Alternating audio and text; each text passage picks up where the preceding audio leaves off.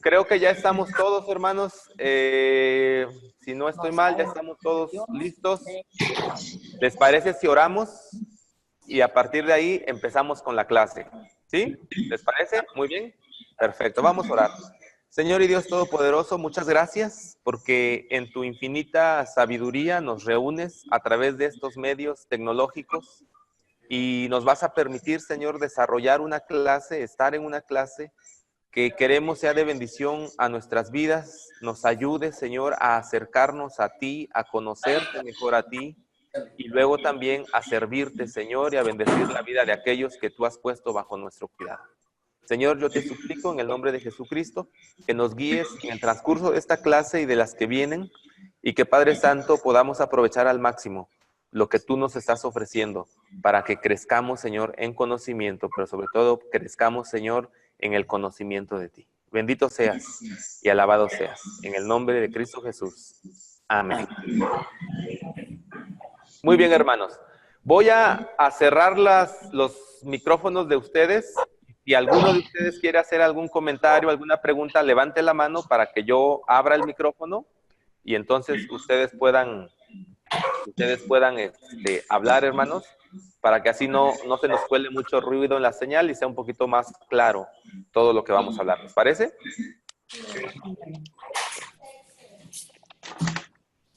Muy bien, hermanos. Entonces, estoy cerrando los micrófonos en este momento. Ok, muy bien. Hermanos, nuestra clase se llama Hermenéutica Bíblica o Principios de Hermenéutica. Esa es nuestra clase. Ya el nombre, ¿verdad? Nos suena así como que un poquito va a hablar de astronautas o algo así, porque hermenéutica suena como astronauta. Pero no, aunque vamos a hablar cosas del cielo, no vamos a hablar cosas de astronautas, vamos a hablar cosas más bien terrenas, más bien de lo que nos toca hacer a nosotros aquí, con algo que sí viene del cielo, algo que viene del cielo. ¿Qué es lo que viene del cielo? La palabra de Dios, la palabra revelada de Dios. Así es que eso es lo que vamos a estar estudiando. ¿Qué es la hermenéutica, hermanos? La hermenéutica es la ciencia, vamos a llamarla así, la ciencia que estudia las reglas de interpretación. Las reglas de interpretación. En este curso lo que nosotros vamos a ver es reglas y métodos de interpretación. La hermenéutica entonces va a acumular un conjunto de reglas que van a ser aplicables a los textos bíblicos al momento de estar interpretándolos. Hay una palabra hermana de hermenéutica que es exégesis. ¿Y qué es la exégesis? La exégesis es la interpretación. Mientras que la hermenéutica se encarga de las reglas, la exégesis se encarga de la aplicación de las reglas al texto. Esa es la exégesis, la interpretación. ¿Por qué necesitamos interpretar, hermanos? Esa es la pregunta que viene. ¿Por qué necesitamos interpretar? Bien, número uno, ¿por qué necesitamos interpretar? Número uno, porque Dios se ha revelado. Dios es un Dios que se da a conocer. Esa es la característica de Dios. Dios no quiere permanecer oculto al hombre. Dios quiere ser conocido. Él quiere entrar en relación con nosotros y ha dado su revelación. Su revelación nosotros le conocemos como la Biblia y la revelación, sobre todo, Jesús mismo. Pero hablamos de la Biblia. Él se ha revelado en la Biblia. Ahí está lo que Él quiere que nosotros conozcamos de Dios. ¿Se acuerda usted de Deuteronomio 29:29? Que en este curso lo vamos a estar citando mucho, porque para mí es la divisa de lo que debe ser la interpretación bíblica. Y en el transcurso del curso les voy a explicar por qué, usted va a entender por qué yo digo esto. Pero Deuteronomio 29:29 dice que las cosas las cosas ocultas pertenecen a nuestro Dios, mas las reveladas son para nosotros y para nuestros hijos para siempre. Entonces, la Biblia, que es la revelación de Dios, pero la revelación de Dios en la Biblia tiene un propósito, que nosotros le conozcamos. Por eso hay temas en la Biblia, hermanos, que aunque usted y yo tenemos curiosidad de saber, y nos encantaría saber, Dios ha dicho, no, este es un tema que está reservado para mí. Pero lo que ya te revelé, eso sí te toca a ti. Y sobre eso que Él ya nos reveló es sobre lo que nosotros tenemos que hacer nuestros ejercicios interpretativos, nuestros ejercicios de interpretación. Para eso nos va a ayudar a nosotros la hermenéutica. Partimos entonces del hecho de que Dios se ha dado a conocer en su palabra, que es la Biblia, y esto nos lleva a un principio muy importante, hermanos, el principio de la autoridad bíblica. Nosotros no podemos acercarnos a la Biblia y pretender interpretarla para enseñarla si para empezar nosotros no aceptamos el principio de la autoridad bíblica. Es decir, yo tomo a la Biblia como cualquier otro libro y le quito la autoridad que tiene, que es la revelación de Dios. Ese es el primer presupuesto que usted y yo necesitamos tener siempre presente cuando nos vamos a acercar a la Biblia, hermanos. La Biblia tiene autoridad en tanto que es la revelación de Dios, en tanto que es lo que Dios le ha querido dejar al ser humano para que le conozca. Ese es un presupuesto básico y es un presupuesto que nosotros tenemos que tener siempre presente cuando estamos haciendo interpretación. Ahora, ¿por qué tenemos que interpretar la Biblia? ¿Por qué no solamente tomamos la Biblia y la enseñamos tal cual? ¿Por qué tenemos que interpretar la Biblia? ¿Sabe usted que hay gente que piensa que estudiar hermenéutica no es muy espiritual? Porque aquí en hermenéutica usted y yo vamos a entrar a reglas, vamos a estar viendo el texto desde su composición sintáctica, desde el significado de las palabras, desde los estilos literarios, desde el contexto histórico. Todo eso vamos a ver en hermenéutica. Y entonces hay quienes dicen, no, es que hacer eso la verdad es que no es espiritual. Lo espiritual es vamos a orar y vamos a decirle al Espíritu Santo que nos dirija y leamos la Biblia y vamos a enseñarla. Pero ¿por qué tenemos que hacer hermenéutica? Mire, tenemos que hacer hermenéutica porque la Biblia nos fue dada a nosotros, y cuando digo nosotros me refiero a la humanidad, en un contexto histórico determinado, en una época determinada, con un pueblo determinado, con cultura determinada, con maneras de ser muy particulares. La verdad es que si pensamos en nosotros,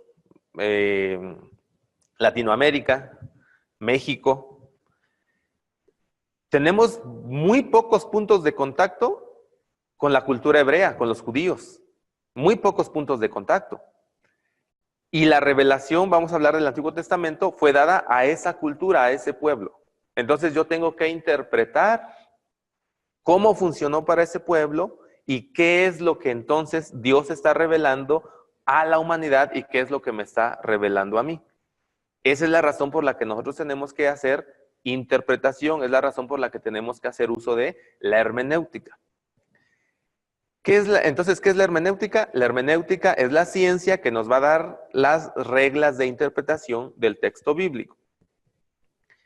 Yo lo digo de esta manera, hermanos. La hermenéutica es una caja de herramientas. Vamos a ver 20 reglas de interpretación. Usted no va a usar las 20 reglas de interpretación en un solo texto. Usted va a usar 2, 3 reglas, 4 reglas para un texto. No las va a usar todas. Imagínense, las 20 reglas aplicadas a un solo texto. No va a acabar.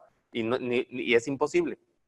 La hermenéutica es como la caja de herramientas. Usted ve su texto, y después vamos a hablar de esto. Usted ve su texto y la identifica. ¿Es una narrativa? ¿Es una poesía? ¿Es una apocalíptica? ¿Es una profecía? ¿Es un evangelio? ¿Es un discurso? ¿Es una parábola? Y dependiendo del estilo literario del texto que va a interpretar, entonces dice, ok, la herramienta que a mí me va a servir es esta. Por ejemplo, si va usted a interpretar un salmo, ¿sabe qué regla usted va a estar usando así de manera muy especial? La regla que dice que cuando una palabra no tiene sentido con la realidad, se debe tomar como figurado, como una expresión figurativa. Esa regla es la que usted tiene que tomar en cuenta.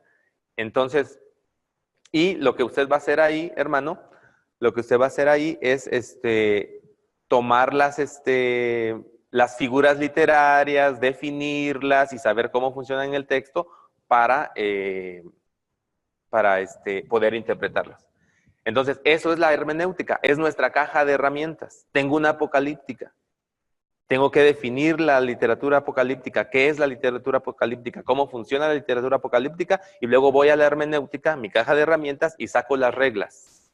Voy a interpretar un libro profético. ¿Cómo funciona la profecía? Voy a la hermenéutica, saco mi caja, mi herramienta que es para profecía y la aplico. Eso es la hermenéutica, hermanos. Nos va a dar a nosotros ese conjunto de reglas. Nos va a dar a nosotros ese conjunto de herramientas para interpretar el texto de la mejor manera posible. ¿Sí? Entonces, hasta aquí, ¿alguien quiere hacer alguna pregunta? Recuerde, levante la mano.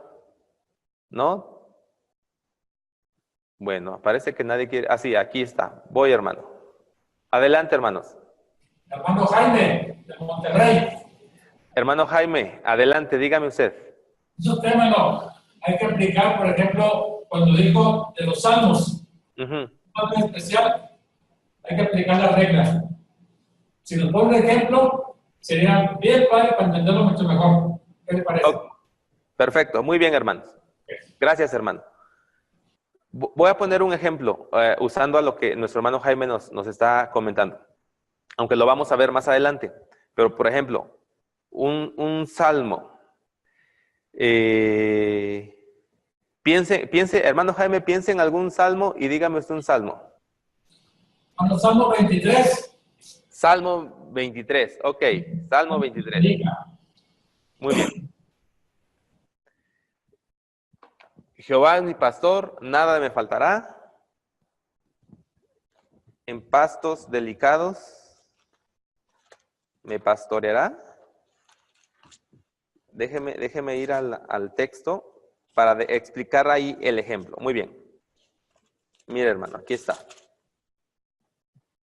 Yo tengo la Reina Valera actualizada, hermanos. Así es que si usted tiene Reina Valera 60, vamos a diferir un poquito en algunos términos. Pero el Señor es mi pastor, nada me faltará. En prados de tiernos pastos me hace descansar. Junto a aguas tranquilas me conduce. Ok, ya, nada más el versículo 2. En prados de tiernos pastos me hace descansar. Si nosotros interpretáramos literalmente ese texto, querrá decir que efectivamente el Señor nos tiene recostados sobre prados que tienen un pasto verde, suavecito, mullido, y que ahí estoy acostado. Esa sería la interpretación literal. Pero no tiene nada que ver con mi realidad, porque la verdad es que yo de ese tipo de pastos aquí en Oaxaca no los vemos. Entonces tengo que asumir que esa expresión en realidad es una figura literaria. ¿Y qué figura literaria es? Es una metáfora. Entonces, cuando yo digo, esta es una metáfora, entonces interpreto la metáfora. La metáfora es en prados de tiernos pastos. Yo tengo que investigar qué es un prado y qué significa la expresión tiernos pastos. Vamos a pensar que es un pasto muy verde, pensando en una oveja, porque estamos hablando ahí que está hablando en términos de oveja pastor, que esa es otra metáfora. El prado, entonces el pasto es verde, el pasto está muy tiernito, para la oveja se le antoja comerlo, y luego está muy mullido, muy suavecito, le encanta a la oveja sentarse, acostarse, echarse un sueñito ahí.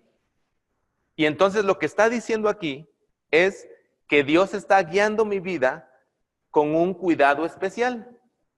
A eso se está refiriendo. Entonces, eso es lo que decíamos, hermano, cuando yo mencionaba, tengo un salmo, ¿cuál es la regla que aplica? Pues la regla que aplica es la que dice que cuando una palabra o una expresión no tiene sentido con la realidad, debo tomarlo como una expresión figurativa.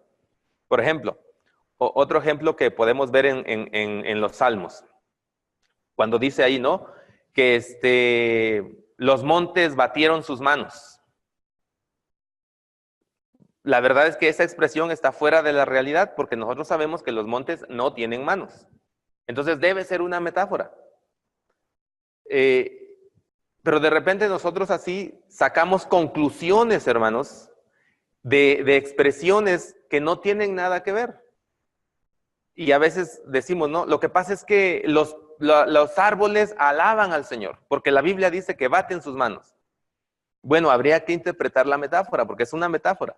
Habría que interpretar qué está diciendo ahí, para que lleguemos a una conclusión. A eso me refiero, hermano Jaime, cuando digo, si es un salmo, debo ir a la regla específica que aplica al salmo. No le voy a aplicar una regla que aplica a la profecía, por ejemplo.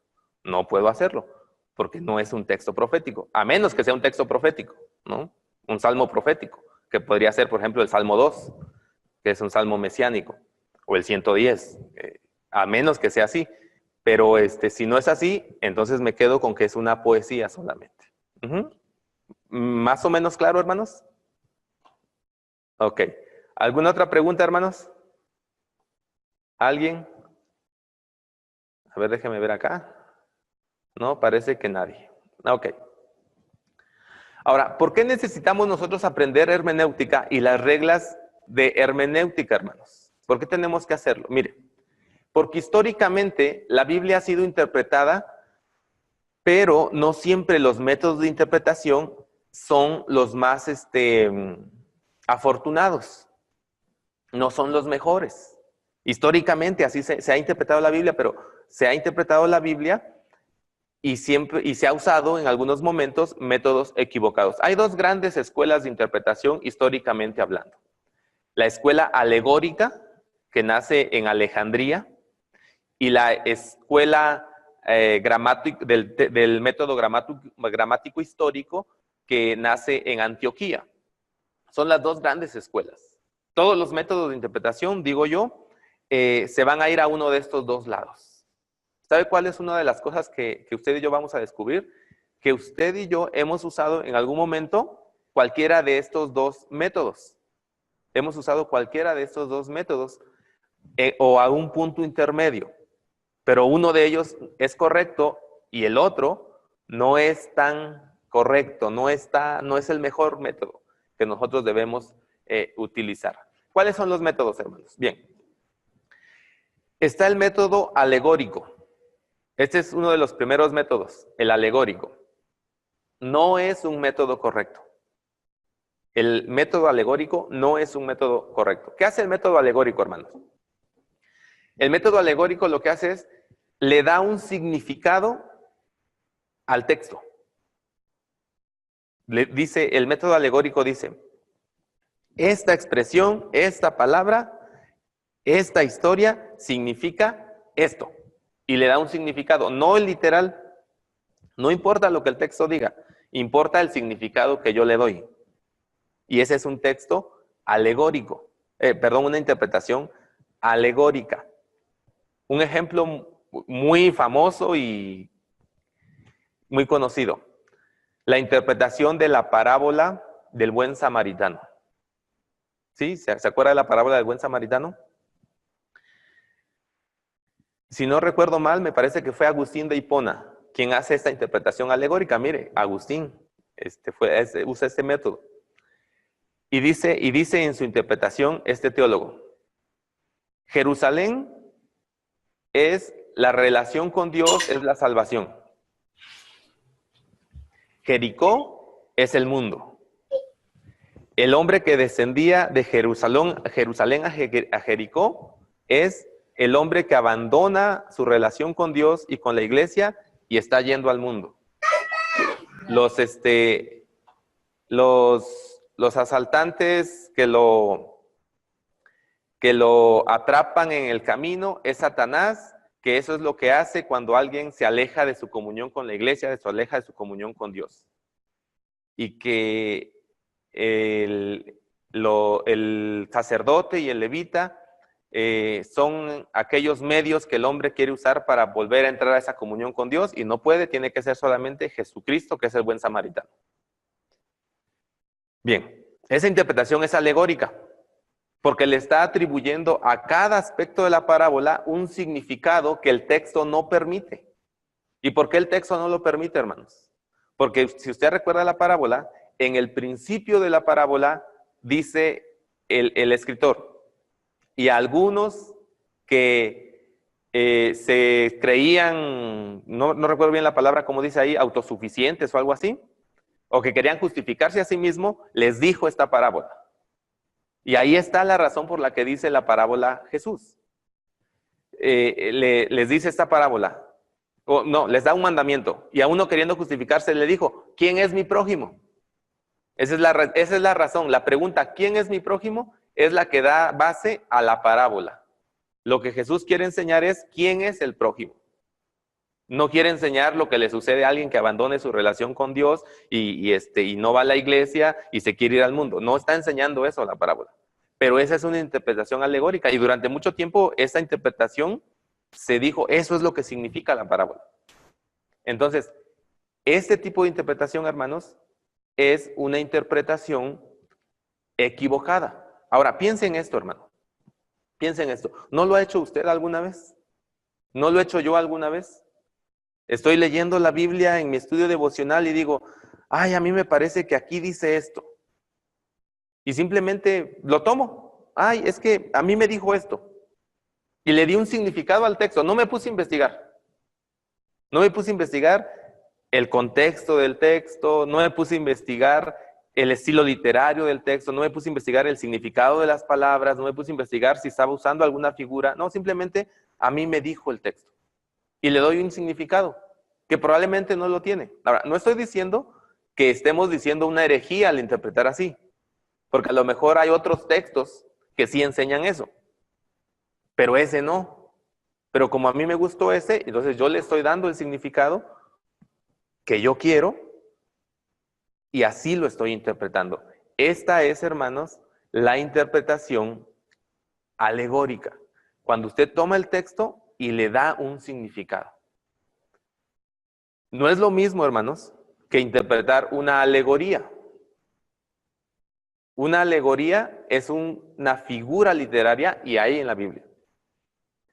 Pero la interpretación alegórica es esta, la que yo le acabo de decir. Le da a usted un significado que no tiene al texto y no lo está interpretando de manera literal. No lo está interpretando de manera literal.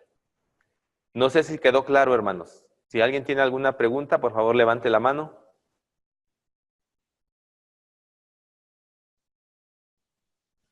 ¿No, hermanos? Me parece que no. Nadie levanta la mano. Ah, sí, ya lo vi, hermano. No. Adelante, hermano. Ok, está bien, hermano. Está correcto. Ah, ok. Entendemos. Gracias.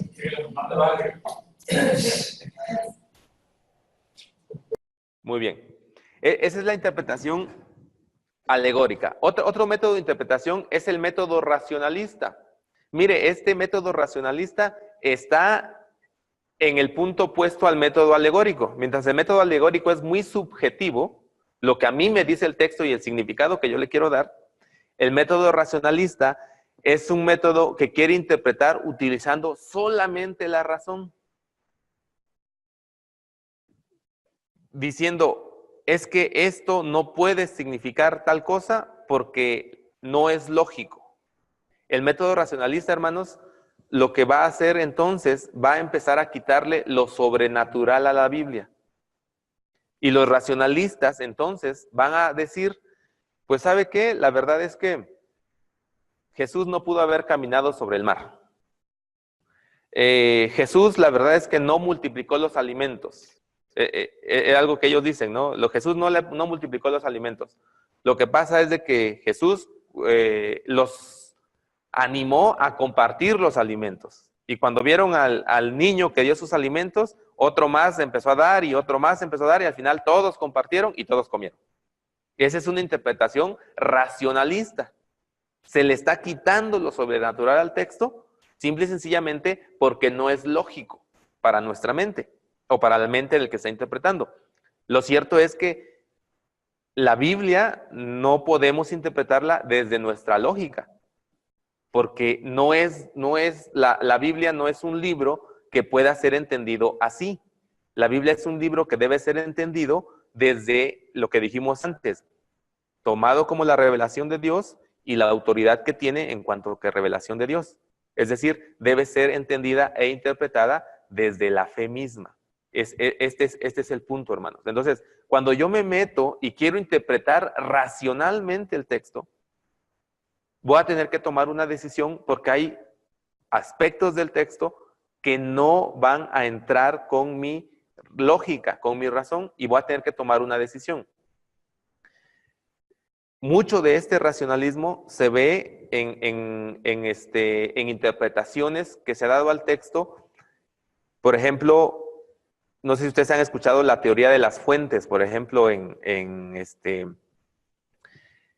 la alta crítica, donde dicen que, por ejemplo, el Pentateuco, que no lo escribió Moisés, sino que es un conjunto de escritos que fueron puestos juntos y que escribió una persona que usa mucho el nombre de Jehová o Yahvé, y por eso le llamaban la fuente yavista. Luego hay otro que usa mucho el nombre Elohim para Dios, entonces ese es el eloísta. Y luego hay uno que hace mucho énfasis en el sacerdocio, en los sacrificios, en el tabernáculo. Esa es la fuente sacerdotal. Y luego Deuteronomio, que ellos llaman el Deuteronomio, que quieren decir es alguien que revisó todo lo que se había puesto y volvió a escribirlo otra vez, y ahí está Deuteronomio. Y entonces hablan de esas 4 fuentes. Y ellos dicen, no es un solo autor, sino son 4 autores diferentes. De hecho, son 4 tradiciones diferentes que se unen, que se mezclan y nos dan lo que es el Pentateuco. Bueno, esto es racionalismo. Simple y sencillamente porque no pueden entender o no quieren entender o no quieren aceptar que el texto bíblico no va a responder a su lógica humana. Este tipo de interpretación, hermanos, es equivocado. Ahora, yo no estoy diciendo, hermanos, que cuando nosotros vayamos a interpretar la Biblia, cometamos suicidio intelectual. No estoy diciendo que usted no vaya a la Biblia pensando. Por supuesto que debe ir pensando. Dios nos dio un cerebro, una razón para que la usáramos. Pero lo que no podemos hacer es que ese pensamiento, ese razonamiento, esa lógica humana sea la que domine sobre el texto. Porque al hacer esto, le estamos quitando lo sobrenatural a la Biblia. Debemos llegar al punto donde con humildad entendamos que las cosas que no han sido reveladas pertenecen a Dios. Pero las que se han sido reveladas son para mí y para mis hijos para siempre. Esa es la lógica a la que debemos llegar, o esa es la conclusión a la que debemos llegar. Por eso yo les decía al principio, Deuteronomio 29:29 va a ser un texto que vamos a estar recordando siempre. Porque nos vamos a topar, hermanos, hay textos con los que nos vamos a topar que aunque hagamos un gran esfuerzo intelectual, probablemente no vayamos a llegar a conclusiones con respecto del texto. No vayamos a llegar a una interpretación satisfactoria. Pero está bien, porque si es algo que Dios no quiso revelar, pues no quiso revelar, hermano. Y ya. Yo sé que su curiosidad y mi curiosidad quisiera que Él nos diga algo. Yo siempre que leo Éxodo 3, cuando Moisés está frente a la zarza, yo digo, Moisés, ¿por qué te pones a alegar con Dios en lugar de que le pidas explicaciones? ¿Por qué no le dijiste que te explicara su nombre? Porque yo soy el que soy. Probablemente para Moisés fue satisfactorio, pero para mí no. Entonces yo necesito que me expliques. Pero como ya la Biblia calla al respecto, pues ya no puedo hacer nada más. O ese texto en Génesis donde habla de los hijos de Dios y los hijos ¿cómo se llama? Los hijos de Dios y los hijos de los hombres. ¿A qué se está refiriendo? No vamos a llegar a conclusiones, hermanos. Hay 2 posturas y las 2 posturas están completamente alejadas la una de la otra. Usted va a tener que decidir su postura, pero no vamos a llegar a un acuerdo. Y así hay muchos textos. ¿Cómo se originó el mal? ¿Cómo fue la rebelión de Satanás? ¿Realmente el texto en Ezequiel y el texto en Isaías hablan de la caída de Lucifer, de Satanás? ¿Sí o no? No sabemos. Hay cosas que el texto no nos va a decir. Y está bien, pero si yo quiero esforzarme y aplicar mi razonamiento y mi lógica, es muy probable que yo llegue a conclusiones equivocadas. Es muy probable que yo llegue a conclusiones que no son las que Dios quiere que llegue. Sin embargo, en lo que Él sí quiere que yo llegue a conclusiones, déjeme decirle, está bien claro. Porque hay algo, hermanos. Dijimos al principio, Dios es un Dios que se quiere dar a conocer. Si Dios es un Dios que se quiere dar a conocer, es muy lógico pensar que ese conocimiento de Él que Él quiere que adquiramos, no lo dejó envuelto en capas de obscuridad para que nos cueste trabajo entenderlo. Porque entonces ahí abre una negación. Se quiere dar a conocer, pero al mismo tiempo ese conocimiento lo pone fuera del alcance. Pensar así, hermanos, pensar que el conocimiento de Dios es un conocimiento muy especial y que solo algunos pueden llegar, crea una élite dentro de la iglesia. Y están los super sabios de la Biblia y ellos son los que lo saben todo. Y están los que no saben y entonces yo te tengo que enseñar y tú dependes de mí. La iglesia tradicional, la iglesia popular, la iglesia católica llegó a ese punto, ¿no? La Biblia estaba en latín, la misa era en latín, todo era en latín y tú no sabes latín, así es que tienes que depender de mí. El esfuerzo de la reforma fue, no, pongamos la Biblia en el lenguaje del vulgo. Wycliffe en Inglaterra, Casiodoro de Reina en España, Lutero en Alemania, Calvino en Suiza, en Ginebra. Todos ellos, el esfuerzo fue poner la Biblia al alcance de todos, porque ellos dicen, Dios se reveló a la humanidad y es la humanidad la que debe conocerlo. Nosotros estamos aquí estudiando esto porque es importante interpretar la Biblia, es importante conocerla bien para enseñarla, pero debemos enseñarle a los que estamos enseñando a aprender a interpretarla. Esa es la razón por la que estamos viendo. Entonces, dos métodos equivocados, el método alegórico y el método racionalista. ¿Cuál es el método correcto entonces? ¿Cuál es el método correcto? Ok, el método correcto, perdón, ahí falta un método más todavía equivocado. El método dogmático. Este método es equivocado. El método dogmático. ¿Qué enseña el método dogmático, hermanos? Mire, el método dogmático dice que usted solamente puede interpretar la Biblia según los dogmas de la iglesia a la que usted pertenece. Y mire, nosotros decimos que la iglesia católica, por ejemplo, usa este método. María es corredentora, ellos dicen eso. Pero la Biblia no dice, no importa, la iglesia dice que así es. El magisterio de la iglesia ha determinado, el Papa, hablando ex cátedra, ha determinado que María es corredentora. Y aunque la Biblia no lo diga, usted no puede contradecir eso porque el dogma de su iglesia así lo enseña. Ese es el método dogmático. En realidad el método dogmático no es un método en sí mismo, porque ni siquiera te deja interpretar, porque las interpretaciones ya están hechas, las conclusiones ya están hechas. Ahora, debemos tener cuidado, porque a mi parecer a veces nosotros usamos ese método dogmático y somos dogmáticos. Es que no, usted no puede interpretar la Biblia de otra manera, porque mire, los bautistas creemos esto. Y yo soy bautista convencido. Yo soy bautista por nacimiento, porque nací en una iglesia bautista. Soy bautista por decisión, porque decidí quedarme en esa iglesia bautista. Y soy bautista por convicción, porque yo he estudiado las doctrinas bautistas, los principios bautistas, y me parece que son los más cercanos al centro bíblico, son los más bíblicos, y por lo tanto estoy ahí. Pero mire, a veces utilizamos nuestros principios para decir, no, eso no se puede hacer, eso no puede, está fuera de la doctrina, está fuera de la sana doctrina. Bueno, a veces ya caemos en el dogma, porque nosotros necesitamos interpretar. Vamos a interpretar, vamos, ¿qué dice la Biblia? Si la Biblia dice que sí, es sí, hermanos. Si la Biblia dice que no, es no. Pero no es mi dogma, no es lo que yo creo. Y aquí quiero decir algo. Todos nosotros, hermanos, y esto debemos aprenderlo, cuando vamos a interpretar la Biblia, ya llevamos presuposiciones. Sí, hermano, ahorita le doy la palabra. Ya llevamos presuposiciones. Hemos aprendido ya cosas. Y a veces nosotros interpretamos la Biblia con los lentes de esa interpretación o de esa presuposición que ya traemos. Y debemos reconocerlo, hermanos. Y debemos reconocerlo. En un sentido no está mal, porque eso habla de nuestras convicciones, obviamente. Pero en otro sentido, hermanos, llega a ser un poquito peligroso o no ayuda mucho cuando me impide a mí hacer un ejercicio honesto de interpretación, porque si la conclusión a la que estoy llegando no coincide con lo que yo ya pensaba previamente, entonces hasta ahí lo dejo. Mejor ya no, porque va en contra de lo que yo ya creo. Y creo que no es así. Creo que no es así.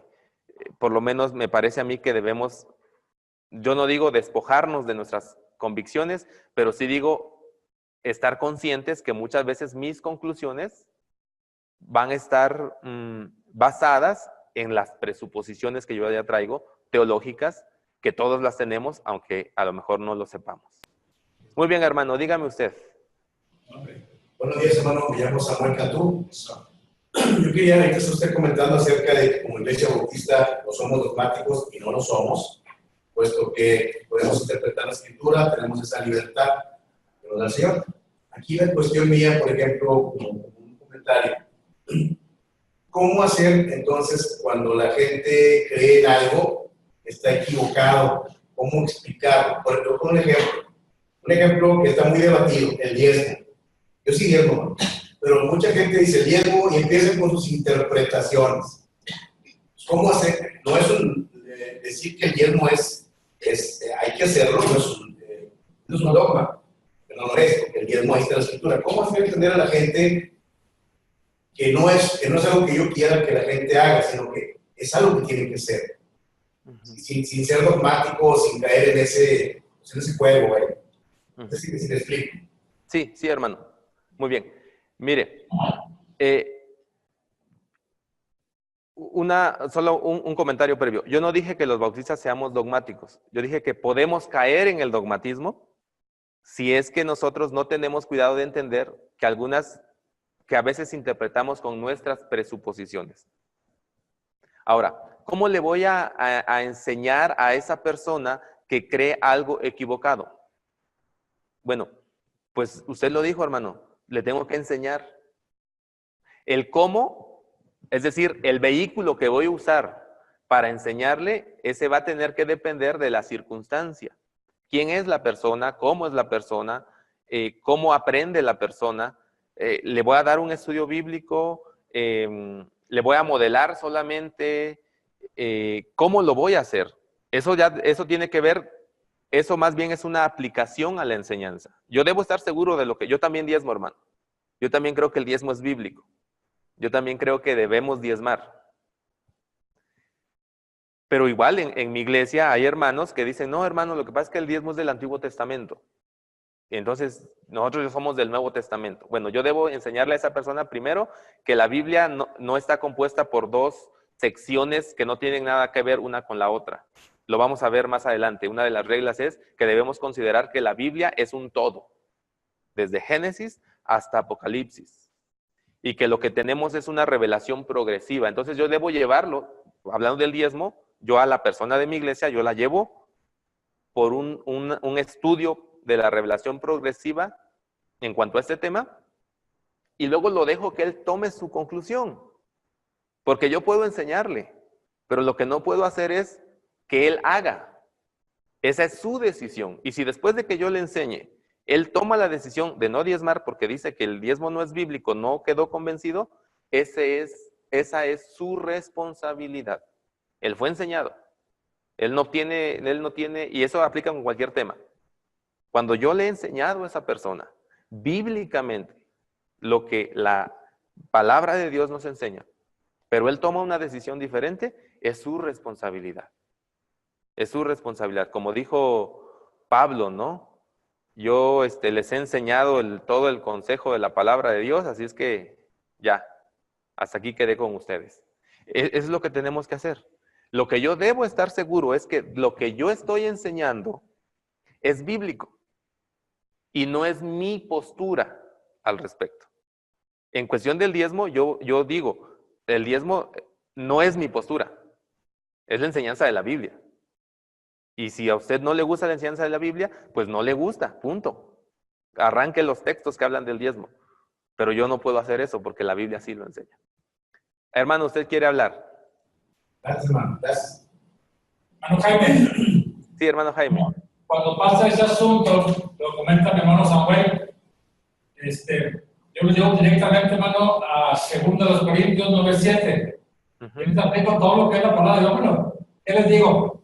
Cada uno dé con fruto en su corazón, no con tristeza ni con necesidad, porque Dios ama a la hora alegre.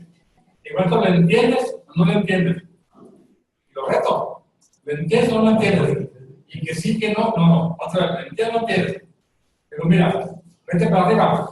¿Qué dice? El que siembra pobremente cosechará. El que siembra abundantemente, Dios te va a dar. Lo que toma la persona. Y hasta que entiende que es una persona alegre que va a ofrendar y a diezmar. Y todo lo que viene es una persona alegre. No hay alegría, ahí simplemente la gente puede ofrendar, puede diezmar. Esa es la verdad.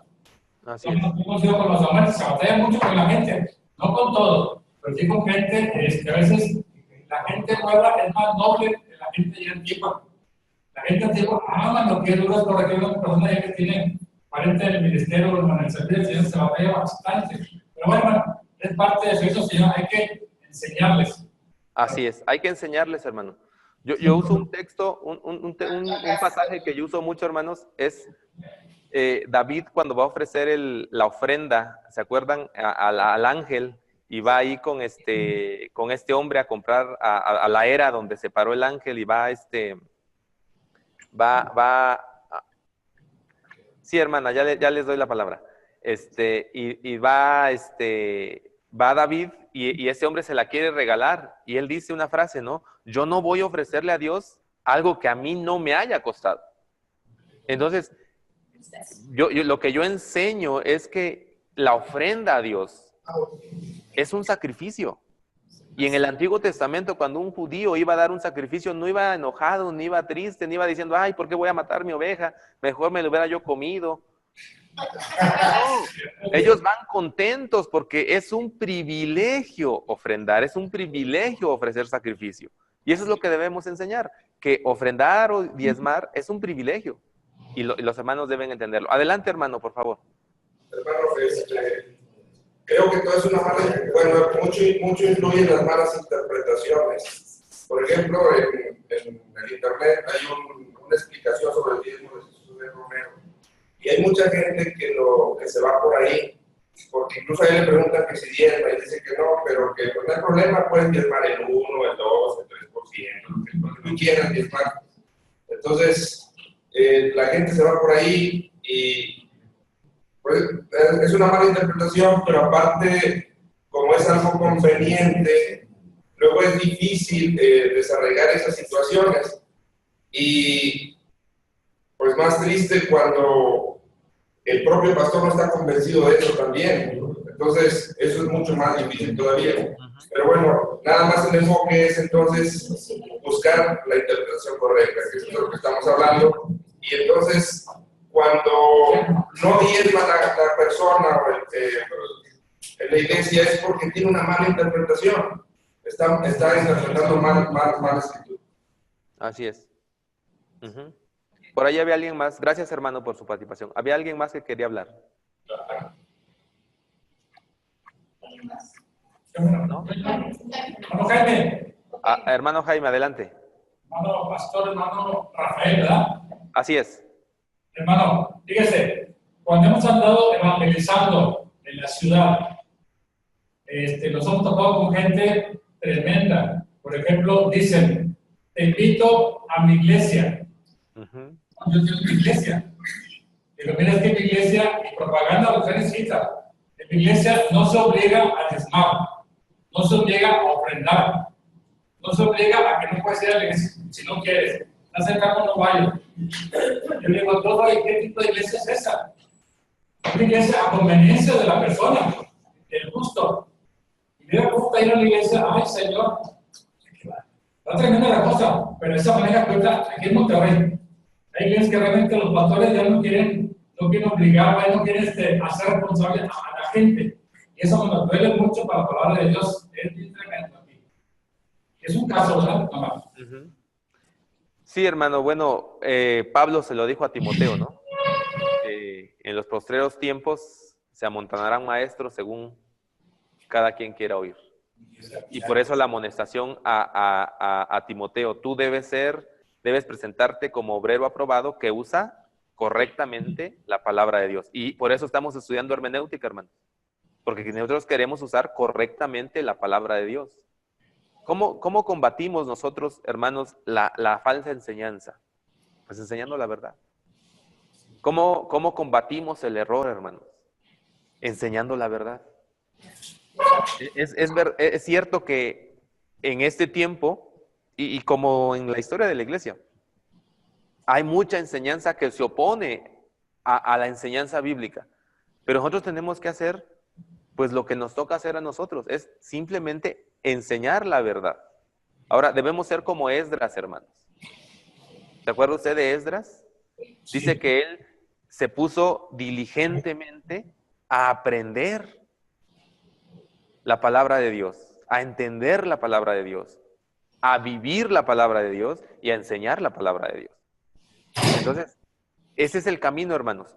Entendemos la Biblia, la vivimos y luego la enseñamos. Porque otro de los grandes problemas, hermanos, que de repente se da entre los que se dedican a la enseñanza bíblica es que enseñamos muy bonito. Desde el salón de clases, desde el púlpito, desde donde estemos enseñando una lección. Pero luego nuestra vida, hermanos, no refleja lo que hemos enseñado. Entonces, existe una demanda ética, una responsabilidad bíblica para usted y para mí. Si vamos a enseñar la Biblia, si vamos a tener, yo digo así, el atrevimiento de enseñar la palabra de Dios, debe estar respaldado no solamente por una buena exégesis, debe estar respaldada por una buena praxis, por una buena práctica de la palabra de Dios. Bien, hermanos, continuamos a menos que alguien quiera preguntar algo. Los hermanos de los otros grupos, no, me parece que no. Muy bien. ¿Cuál es el método entonces correcto? Bien, el método correcto es un método que se fue desarrollando, hermanos, en Antioquía. El método de Antioquía, que es el método gramático histórico. Allá en Antioquía de Siria había un grupo de hermanos que se dedicaban a interpretar la Biblia y ellos empezaron a hacer énfasis en que el texto bíblico se debería interpretar desde su contexto histórico y desde su significado gramático. Es decir, en qué contexto fue dada la Biblia y qué significan las palabras que fueron usadas. Y a partir de ahí, entonces, se puede interpretar correctamente la Biblia. Esa es la interpretación que nosotros conocemos como literal. Es la interpretación literal. Ahora, la interpretación literal no es lo mismo que la interpretación literalista. A veces nosotros caemos en el literalismo. No en todos los textos, afortunadamente. Porque, mire, un ejemplo de interpretación literalista. Dice Jesús, si tu ojo te es ocasión de caer, sácatelo. Si tu mano te es ocasión de caer, córtatela. Una interpretación literalista exigiría que usted y yo nos sacáramos un ojo y nos cortáramos una mano si fuera el caso. Esa sería una interpretación literalista. La interpretación literal de ese texto es qué es lo que significan las palabras desde lo que está diciendo. Entonces yo debo ver qué está usando Jesús al decir eso. Yo diría que está usando una figura retórica llamada hipérbole, o sea, una exageración. Él está diciendo de manera exagerada una enseñanza para reforzar un punto. ¿Cuál es el punto que él está enseñando ahí? Sácate tu ojo, córtate la mano. En realidad lo que está diciendo es, toma las medidas, aunque éstas sean drásticas, para pelear con el pecado. ¿Qué tan drásticas, Jesús? Tan drásticas como sacarte un ojo. Tan drásticas como cortarte una mano. Esa es la interpretación literal, porque estamos respetando el sentido literal de la enseñanza, pero no la estamos interpretando literalísticamente. Es decir, no estamos sacándonos el ojo, pues. Sí logré transmitir la diferencia, hermanos, entre interpretación literal e interpretación literalística. Cuando yo digo, es que aquí dice que se debe sacar el ojo, hermano, usted miró con enojo a la hermana, sáquese el ojo. Esa es una interpretación literalística. Pero cuando yo le digo, hermana o hermano, usted debe aprender a refrenar su ira. Usted debe aprender a refrenar esto porque se ve inmediatamente cuando usted quiere ahorcar a alguien.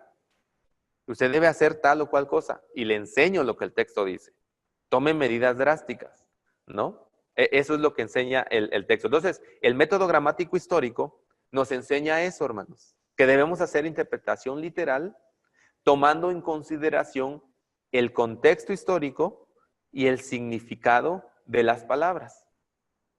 Cuando nosotros decimos, tomemos el contexto histórico, debemos entender, por ejemplo, Nuevo Testamento, las cartas de Pablo. Todas las cartas de Pablo, o todas las cartas en el Nuevo Testamento, son cartas ocasionales, es decir, fueron escritas en una ocasión específica.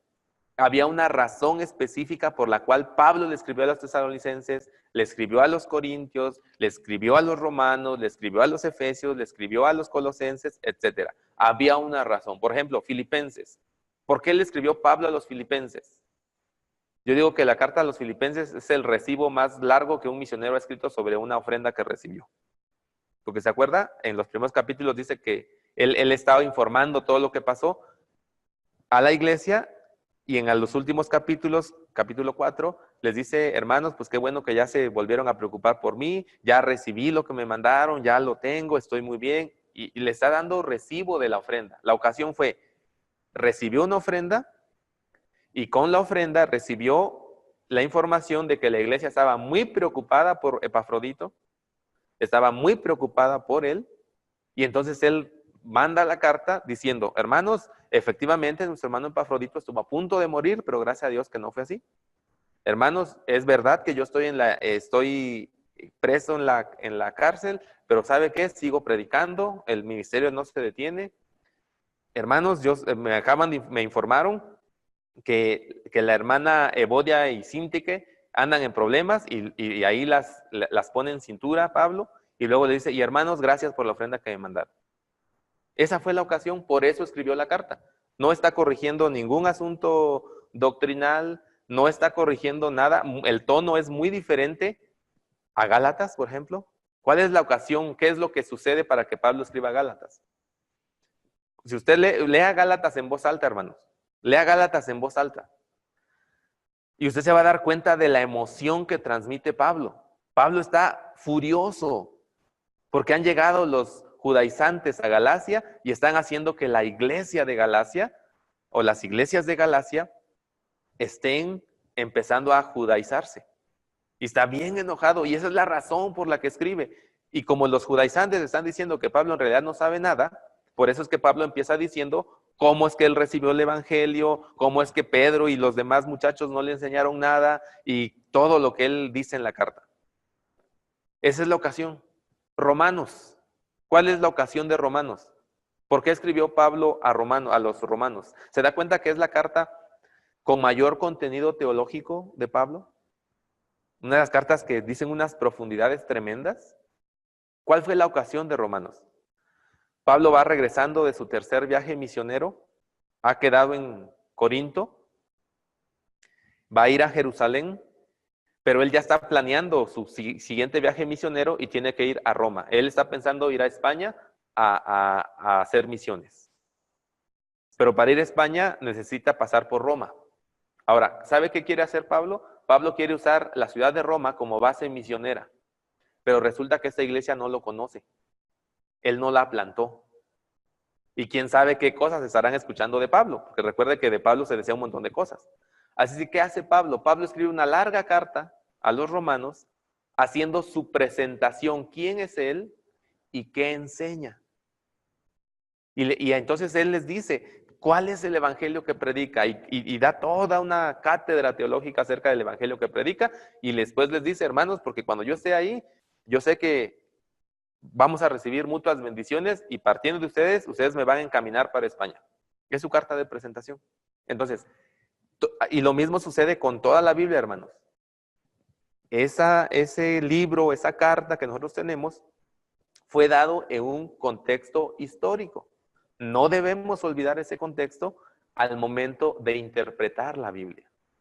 No debemos olvidar ese contexto histórico. Ahora, luego está el asunto gramático. ¿Qué significan las palabras? ¿Qué significan las palabras? Yo siempre pongo un ejemplo, hermanos. Y si usted tiene ahí su Biblia, vaya por favor a Proverbios conmigo. Rápidamente, vamos a Proverbios. Déjeme. Proverbios, capítulo 7.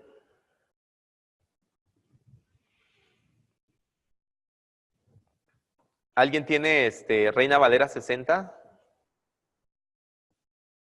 Ok. Muy bien. A ver, usted, hermano, que acaba de levantar la mano. No, hermano Jaime, sino el otro hermano. Usted, hermano, díganos, léanos Proverbio. Proverbio, sí. Aquí, hermano. ¿Quién empieza? Ajá, sí, usted, hermano, sí. Ahí va. ¿Todo el capítulo, hermano? ¿Perdón? ¿Todo el capítulo? No, Proverbios 7, versículo 2 solamente. Perdón, Proverbios 7, versículo 6 solamente. 6, ahí va. Porque mirando yo por la ventana de mi casa, por mi celosía. Hasta ahí, hermano. Muy bien, gracias, hermano. ¿Cómo se llama usted, hermano, perdón? Ernesto. Ernesto. Muy bien, hermano. Gracias. Miren, hermanos, el asunto del significado de las palabras. ¿Qué es celosía? Alguien, levante la mano. ¿Qué es celosía? ¿De dónde viene celosía? A ver, hermano. ¿No? Figuras. Se puede ver a través de... Es un agregado de listoncillos de madera o de hierro que se pone en las ventanas de los edificios y otros huecos análogos, para que las personas que están en el interior vean sin ser vistas. Exacto, esa es una celosía, hermanos. Ahora, gracias, hermana. Mire, yo escuché a un pastor predicar ese pasaje, muy apasionado a los jóvenes, pero esa palabra celosía, él la interpretó como que venía de celos. Y entonces decía que Dios mira por la ventana de su casa a causa del celo que siente por el joven que anda ahí perdido en otras cosas. Ahora, lo que dijo es verdad. Es cierto que el Señor no cela, es un Dios celoso, dice la Biblia. Pero no es el texto que lo dice. Y esa palabra no dice eso. Esa palabra dice, por mi celosía, dice eso, por mi mirilla, por mi ventanita, por ese lugar donde yo observo hacia afuera. Eso es lo que significa la palabra. A esto es lo que el texto gramático histórico quiere llegar. Que usted considere las palabras. Que yo considere las palabras para que podamos hacer una interpretación correcta del texto. Porque este hermano enseñó algo que era correcto, pero no venía del texto. Y usó esta palabra para decir, es que así es. Pues no. O sea, cuando usted sabe el significado de las palabras y ve que una persona lo está interpretando de manera incorrecta, pues usted dice, híjoles, pues, ¿qué más incorrecto me estará diciendo? ¿Verdad?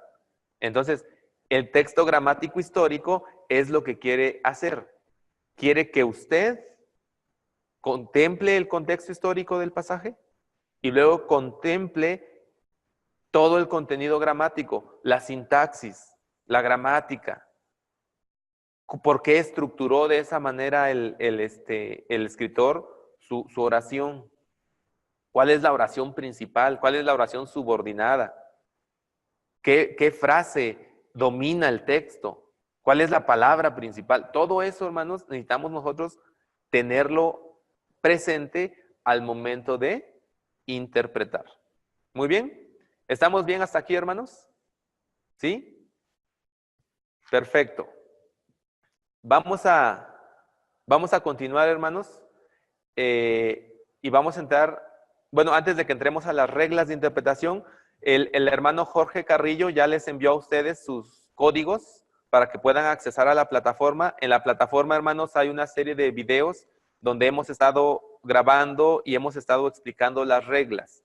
por favor, vea usted los videos. También tiene acceso a un documento que se llama Principios de Hermenéutica 1, donde está escrito todo lo que estamos viendo aquí, para que usted vaya leyendo, vaya viendo los videos y en el tiempo en que nos encontremos acá en los sábados, pues tal vez solamente sea una retroalimentación y consultar algunas dudas, ¿no?, que podamos tener. Las tareas, hermanos, ¿qué es lo que vamos a hacer? Mire, esta materia es práctica. Entonces, yo no le voy a poner exámenes de los videos, porque no nos va a servir de mucho que usted pase un examen, porque se grabó la regla, si no la sabe aplicar. Entonces, yo les voy a proponer que tengamos 3 tareas solamente. 3 tareas. En la plataforma las vamos a ir subiendo, pero la primera tarea va a ser un ejercicio práctico de las reglas. Es decir, por cada regla usted va a hacer un ejemplo y nos va a explicar cómo lo aplicó. Son 20 reglas, así es que no son muchas, excepto la regla número 10 o la regla 11, no recuerdo qué número es, que son figuras literarias y que ahí sí esa regla es como un archivo zip, usted la abre y se desempaqueta y le va a salir un montón, porque vamos a ver metáforas, símil, sinécdoque, metonimia, hipérbole, hebraísmos, un montón. Entonces, de esas reglas, yo le voy a enviar también un documento donde usted lo que va a hacer es tratar de hacer los ejercicios, ¿ok? Tratar de hacer los ejercicios solamente. Probablemente, hermanos, yo no sé, a eso lo van a tener que ustedes que decidir cada uno de los lugares donde están tomando la clase. Pero aquí en el seminario yo los pongo a los muchachos por equipos a resolver las figuras literarias.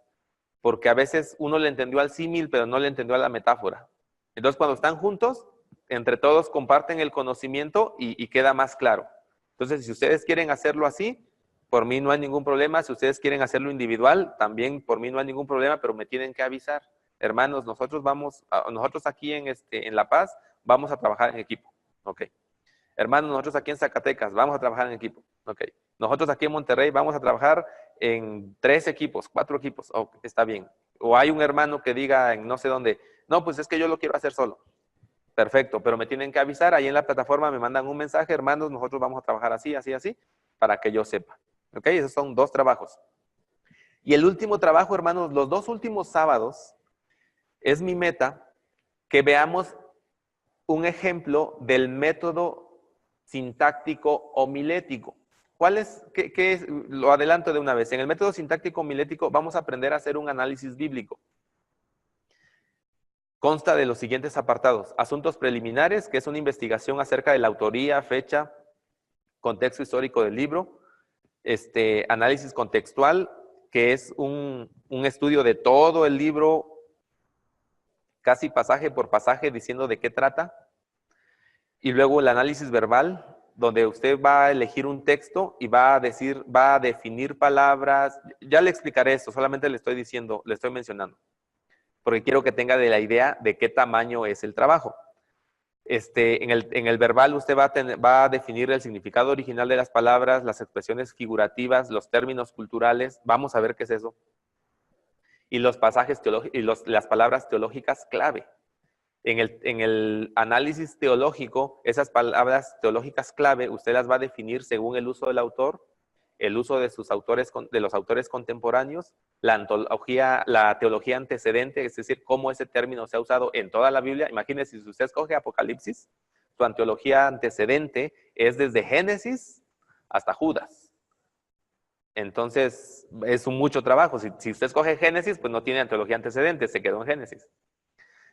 Y finalmente, el análisis homilético. El análisis homilético es el arreglo que usted va a hacer para entregarlo como sermón, como estudio bíblico. De todo eso que hizo, finalmente va a llegar a su conclusión. Esta es la interpretación del texto. Vamos a ver en qué consiste todo eso, hermanos. Pero sí le quiero que usted sepa que ese es el trabajo más pesado. ¿Para qué, hermanos? Para que usted pueda avanzar con sus reglas, pueda avanzar con sus figuras, para que en las últimas semanas usted no esté pensando en que debe tareas y podamos hacerlo. ¿Ok? Yo sé que todos ustedes tienen responsabilidades, tienen cosas que hacer y probablemente no tienen mucho tiempo, hermanos.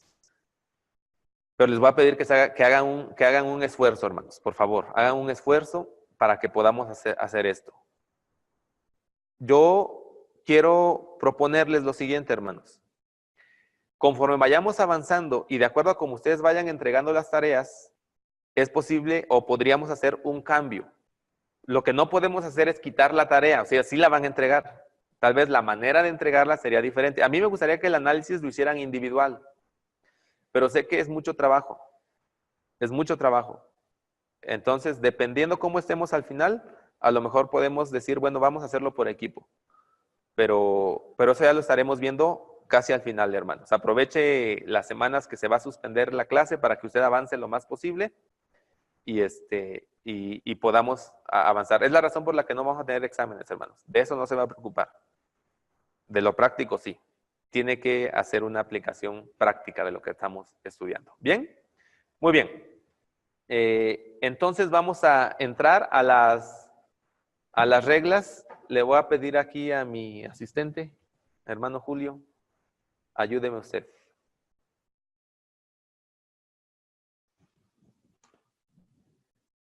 No, es que...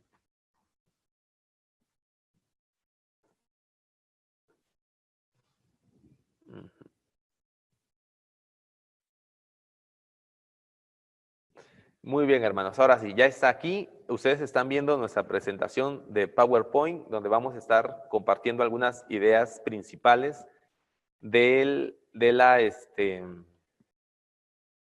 la clase. Muy bien. Arrancamos entonces, hermanos, con las reglas. Reglas de hermenéutica.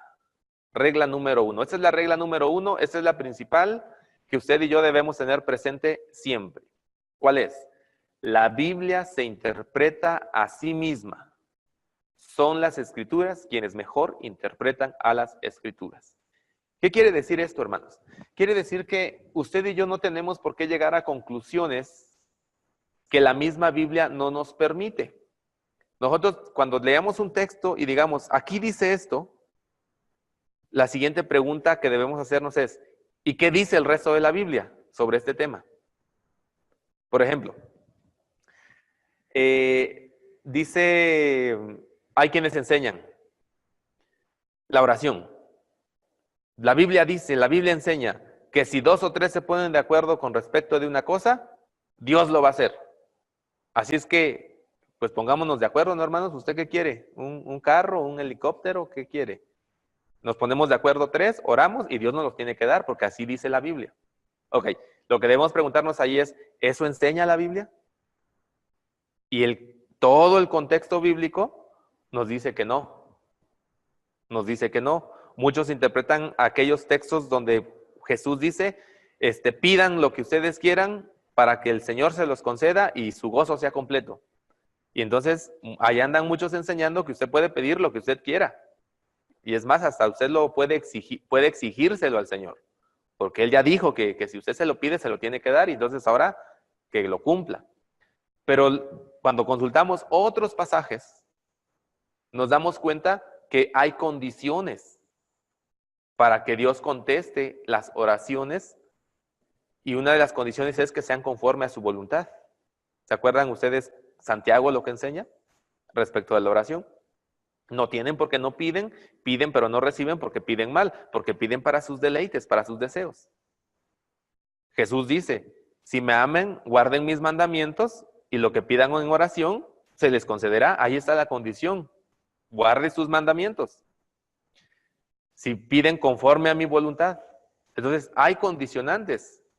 Así es que la Biblia se interpreta a sí misma. Son las Escrituras las que mejor nos van a enseñar de todos los temas, hermanos. Y aquí es donde nosotros debemos tener presente todo el contexto canónico, o sea, todos los libros. Es lo que hablábamos hace rato acerca del diezmo. No podemos llegar a la conclusión de un asunto del diezmo por un versículo, hermanos. Tenemos que ver todo el contexto que enseña la Biblia desde Génesis hasta Apocalipsis sobre el tema. Y cuando nosotros lleguemos ya a esa conclusión, perfecto. Ya tenemos la enseñanza bíblica. Eso es lo que estamos, esa es la regla número 1. Por eso decimos, deje que las escrituras expliquen a la escritura. ¿Qué dice ese texto? Bueno, pues ¿qué enseña la Biblia en todo, a lo largo de toda la Biblia? ¿Qué enseña al respecto? La Biblia se interpreta a sí misma si se estudia correctamente. Es decir, Dios ha dado su revelación en un marco teológico que está en la Biblia. Ninguna interpretación nuestra se puede salir de ahí. O se debe salir de ahí. Todo lo que nosotros enseñemos debe estar dentro de ese contexto teológico, dentro de ese marco teológico. Y eso es lo que nosotros debemos, entonces, aprender. Ejemplo, ahí tenemos un ejemplo. Mire, Isaías 7:14 dice que traduce virgen, la palabra virgen, se traduce de una palabra en hebreo que puede significar joven o virgen. ¿Se acuerdan?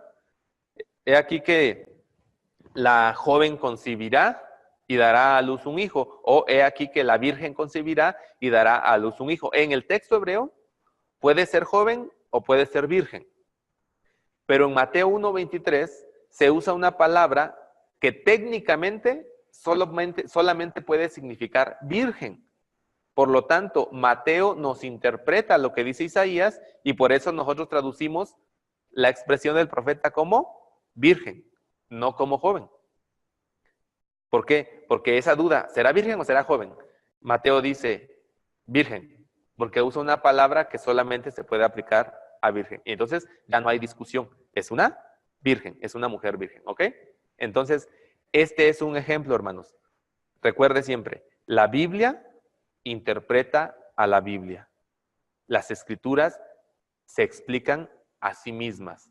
Cuando yo llego a una conclusión respecto de un texto, yo debo preguntarme, ¿qué enseña toda la Biblia de este tema?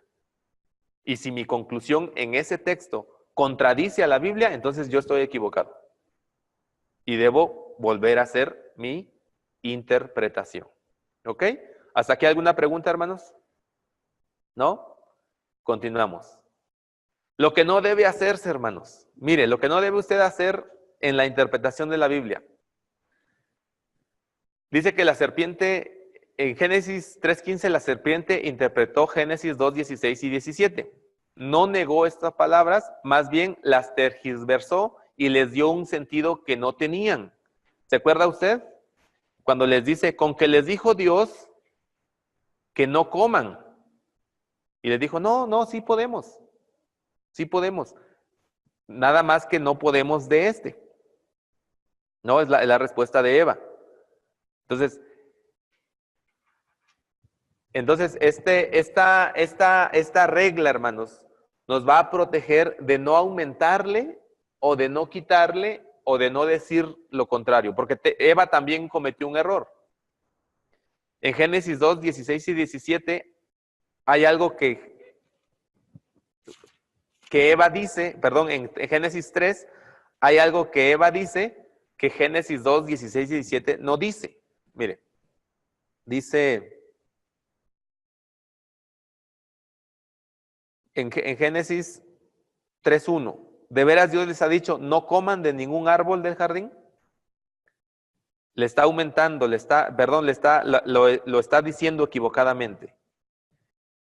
Y la mujer respondió, podemos comer del fruto de los árboles del jardín, pero del fruto del árbol que está en medio del jardín, ha dicho Dios, no coman de él ni lo toquen, no sea que se mueran. Ahora, ¿qué hizo Eva? Eva le aumentó, porque si usted lee Génesis 2:16, dice, puedes comer de todos los árboles del jardín, pero del árbol del conocimiento, del bien y del mal, no comerás. Pero no dice, no lo tocarás. Pero Eva sí, le dice, no, tampoco lo podemos tocar. Entonces, ¿qué es lo que está pasando aquí? Lo que está pasando aquí es, la serpiente dice, Dios es muy malo porque no los deja comer de ningún árbol del jardín. Y Eva dice, No, la verdad es que sí nos deja comer, pero nos dio una orden que la verdad está media rara, porque dice que no comamos, es más, que ni toquemos. Le está aumentando. Lo que está haciendo Eva está diciendo, la orden no tiene sentido. Y cuando hace eso, es muy fácil llegar a lo que finalmente llegó Eva, ¿no? A decir, no, pues la verdad es que pues sí me lo puedo comer. Eso es lo que sucede cuando nosotros no aplicamos bien la interpretación bíblica. ¿Ok? Regla número 2. La regla número 1 está muy fácil, hermano. Usted no se va a olvidar. La Biblia interpreta a la Biblia. Regla número 2. Siempre se interpretan las experiencias personales a la luz de las Escrituras y no las Escrituras a la luz de las experiencias personales. Esta regla lo que nos va a defender o lo que nos va a servir, hermanos, es para defendernos de la subjetividad con la que a veces nosotros interpretamos ciertas circunstancias. Y entonces, dice clásico, yo no sé si la voluntad de Dios sea esta, pero bueno, voy a saberlo si Dios abre puertas. Y entonces, ahí va el cristiano embarcándose en una aventura de algo y parece que todo le va saliendo bien. Pero al final, resulta que perdió todo, lo llevó a la bancarrota, lo que sea. Y luego se pregunta, pero es que, ¿cómo pudo haber resultado esto si cuando empezamos Dios abrió todas las puertas? La pregunta que debemos hacernos es, ¿la Biblia enseña que el abrirse las puertas, esa expresión, abrirse las puertas, o sea, que todo vaya fluyendo y vaya sucediendo bien en las circunstancias, es una señal de que esa es la voluntad de Dios? La verdad es que no, porque si usted va con Moisés, cuando Moisés quiso sacar al pueblo de la esclavitud, pues en lugar de abrirse las puertas, se le cerraron. Y él estaba haciendo la voluntad de Dios. O Pablo iba a predicar y muchas veces las puertas se las cerraban. Y pasó tantas cosas. Entonces, las experiencias personales debemos interpretarlas a la luz de las Escrituras. ¿Realmente Dios está diciendo eso o no? Porque cuando nosotros no hacemos eso, hermanos, caemos en la subjetividad. Una hermana de la iglesia me decía, una muchacha de la iglesia nos decía,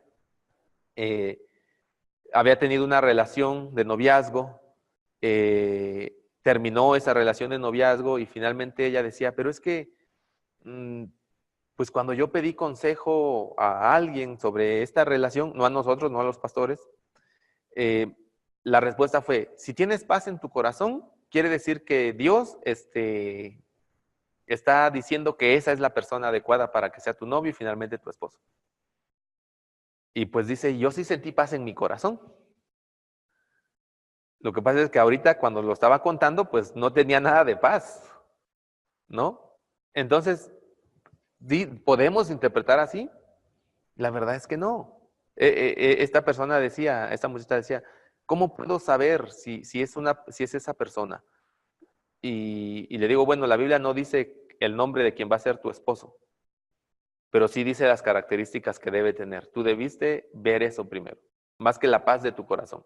Porque además la Biblia dice, ¿no? Que engañoso es el corazón y perverso. ¿Quién lo podrá entender? Entonces, paz, bueno. Pero eso es lo que estamos diciendo aquí, hermanos. Debemos aprender a hacer esto para no caer en la subjetividad con la que a veces nosotros interpretamos la Biblia. Nuestras experiencias deben ser confrontadas con las Escrituras e interpretadas en consecuencia. La experiencia personal es una parte importante de la vida cristiana, no negamos eso, pero debemos cuidar que no exceda sus limitaciones. Por tanto, no podemos juzgar o interpretar la Biblia en base de ella. De repente nosotros, hay algunas personas que tienen cierta experiencia. Yo hablaba anoche con una hermana, ella viene de una iglesia, salió de una iglesia carismática aquí en la ciudad de Oaxaca, llegó a nuestra iglesia hace ya 2 años o algo así. Está sometida a un proceso de discipulado y hablamos acerca del Espíritu Santo y ella decía, no, bueno, es que yo cuando yo me convertí, pues yo sentí como que algo sucedía en mi cuerpo y una energía y le digo, bueno, está bien, hermana, yo le creo, si usted me dice que eso sucedió, pues eso sucedió, hermana. Pero, ¿qué dice la Biblia? O sea, ¿la Biblia dice que eso es algo que sucede o que debe suceder? Digo, porque aquí el problema, hermano, no es que usted me diga que eso le sucedió a usted. Aquí el problema es que usted quiere enseñar que eso es lo que debe suceder. Su experiencia es su experiencia, hermana. Yo no la voy a negar, yo no estaba ahí, yo no la vi. Pero no podemos decir que la Biblia diga que así es como sucede. La Biblia no dice nada de eso. Así es que no vamos a poner su experiencia por encima de lo que la Biblia dice. Si la Biblia no dice nada al respecto, pues no lo podemos enseñar como un hecho. Y eso es lo que esta regla nos está diciendo, hermanos.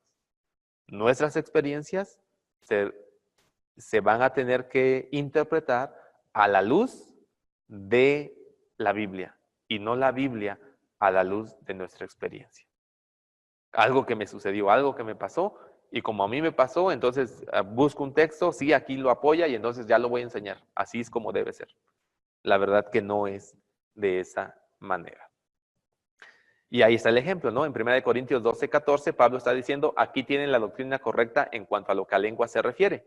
No dice que por haberse experimentado cierto fenómeno en la iglesia, puede llegarse a extractar de él alguna verdad doctrinal. Es decir, en Corintios, en este pasaje, hermanos, capítulos 12 al 14, Pablo está enseñando que el fenómeno de lenguas es algo que debe suceder en la iglesia. No.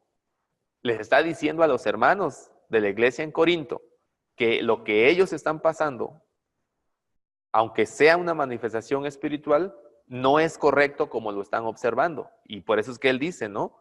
Si alguien va a hablar en lenguas en la iglesia, pues nada más 2 y a lo sumo 3, y con intérprete. Y si no hay intérprete, entonces que nadie hable en lenguas. Pero no está diciendo, y eso deben hacer todas las iglesias. A eso nos estamos refiriendo, hermanos. Ok, ¿hasta aquí alguna pregunta, hermanos? ¿No? ¿Vamos bien? Ok, espero que sí, hermanos. Regla 3. Los ejemplos bíblicos solo están imbuidos, o sea, solamente tienen autoridad cuando los refuerza un mandato específico. Es bien conocida esa historia, ¿no? Yo no sé si eso fue real o no, pero yo la escuché como una ilustración más bien de aquel pastor que enseñaba que si a un chico le gustaba una chica de la iglesia y que quería que fuera su novia y todo eso, pues que fuera y que le diera 7 vueltas, como Josué le dio 7 vueltas a Jericó y que iba a caer porque iba a caer. No sé si fue real la anécdota, pero yo he escuchado que alguien dijo eso, ¿no? Como vía ejemplo. Bueno, ¿la Biblia nos enseña eso, hermanos? O ahí mismo, en ese texto, cuando Moisés le dice, todo suelo que pisare la planta de tu pie será tuyo. Y yo he visto, ¿no? Por ahí anda un futbolista que llegó a cierto equipo y cuando llegó al equipo se quitó los tenis y entró pisando así, porque la Biblia dice eso. O sea, sí dice eso, pero enseña que eso es algo que debemos hacer. Si usted quiere aquella camioneta, vaya y le ponga el pie encima y así ya es de usted. La verdad es que no. Entonces, ¿debemos seguir los ejemplos bíblicos o no debemos seguir los ejemplos bíblicos? Sí, pero no son autoritativos para nosotros a menos que haya un mandato específico. Vamos a pensar. Si la Biblia nos dice a nosotros que, por ejemplo, Jesús es el ejemplo más grande para nosotros, ¿no? Su vida es ejemplar. Si hay una vida que debemos seguir, es la de Jesús. Pero Jesús no se casó. Fue soltero. Ese nos dio un ejemplo de vida, ser soltero. ¿Eso quiere decir que nosotros no nos debemos casar? La verdad es que no. La Biblia no dice, y así como Jesús no se casó, tú no debes casarte también. No, la Biblia no dice, nos presenta su ejemplo, pero no dice que lo hagamos. Es más, Pablo va a decir más adelante, ¿no? A mí me gustaría que todos fueran como yo, soltero, pero yo sé que no todos pueden ser solteros, así es que mejor cásense. Entonces, no hay un mandato que diga que todos deben estar solteros. No hay un mandato que diga que como en la iglesia tradicional, ¿no? Que si eres sacerdote o cura, lo que sea, no te puedes casar. No hay un mandato. Pero ¿qué otros ejemplos sí tienen un mandato? Por ejemplo, el servicio. Jesús mismo se levanta y les lava los pies a los discípulos. Si yo, el maestro, les lavo los pies a ustedes, esto es lo que ustedes deben hacer entre ustedes. Deben servirse los unos a los otros. Ahí está el ejemplo, pero está el mandato. Yo no puedo decir, no, hermano, yo a usted no le puedo servir, la verdad es que estoy muy ocupado. No, porque hay un mandato expreso de parte de Jesús de que yo debo servir a mis hermanos. Es más, en lo que Jesús enseña es que entre más alto sea tu rango, por decirlo así, tu nivel, o como usted lo llame, pues más obligado estás a servir. ¿Se acuerda? El que quiera ser el mayor entre ustedes, debe servir a los demás. Entonces, está el ejemplo bíblico y está el mandato. Nosotros no podemos enseñar tomando un ejemplo y ponerlo como un mandato y decir, es que así como este hombre hizo, eso es lo que todos debemos hacer. Porque, por ejemplo, Gedeón puso un montón de pruebas para saber si era Dios quien le estaba hablando. Ese es un ejemplo bíblico, pero es un ejemplo que no debemos seguir, de hecho. Sin embargo, algunos enseñan o algunos practican que, bueno, si tú quieres saber la voluntad de Dios, pues vamos a pedirle algunas señales y todo eso. La verdad es que no es así. No es así. No es un ejemplo que debamos seguir. ¿Ok? Entonces, regla número 3, los ejemplos tienen autoridad sobre nosotros si los refuerza un mandato. Si no los refuerza un mandato, podemos enseñarlos como un principio. Como un principio. Otra vez, volvemos al punto del diezmo. Abraham entregando los diezmos a Melquisedec. Allí hay un ejemplo. Pero en este ejemplo no hay un mandato. Sin embargo, más adelante en la revelación progresiva va a venir el mandato. Entonces, así como Abraham entregó los diezmos, ese es un ejemplo, hay un mandato que dice que yo debo entregar el diezmo. Entonces, ¿qué debo enseñar, hermanos? Pues que debemos diezmar.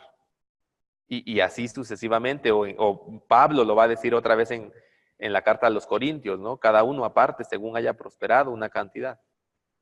Entonces, ahí está el ejemplo y está el mandato. Esa es la regla número 3, hermanos.